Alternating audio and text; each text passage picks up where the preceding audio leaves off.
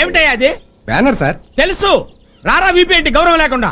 రారా అంటే రారా అని కాదండి, రారా స్వామి రారా అందులో రారా అన్నమాట. ఓహో, కూచిపూడి రారా అన్నమాట. యా. మరి వీపీ ఏంటి? మీ పేరే సార్. నా పేరా? వెరైటీ పుల్లైన షార్ట్ కట్ లో వీపీ అని రాశాం. ఓహో, విషయం ఉన్నవాడివే నువ్వు. అవునండి. అందుకే మీ సంస్థ సన్మానం చేస్తానంటే ఒప్పుకున్నా. ప్రొసీడ్.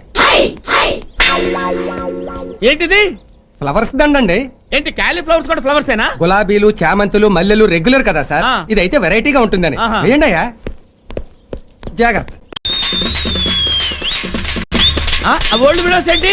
కన్నె పిల్లలతో కామన్ కదా సార్, వెరైటీగా ఉంటుందని. వెరైటీ.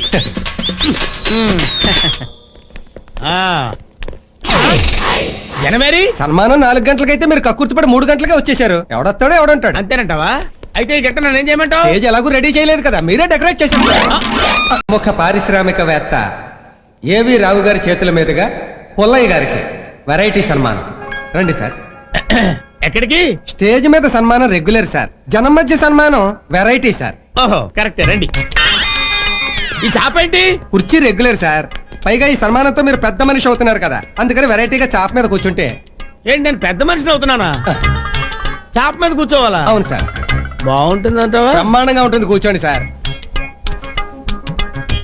ఇప్పుడు విపి గారికి ఏవి రావు గారు రగ్గు కప్పుతారు. రగ్గేంటి? శాలువా రెగ్యులర్ కదా సార్, మీరు కప్పండి సార్.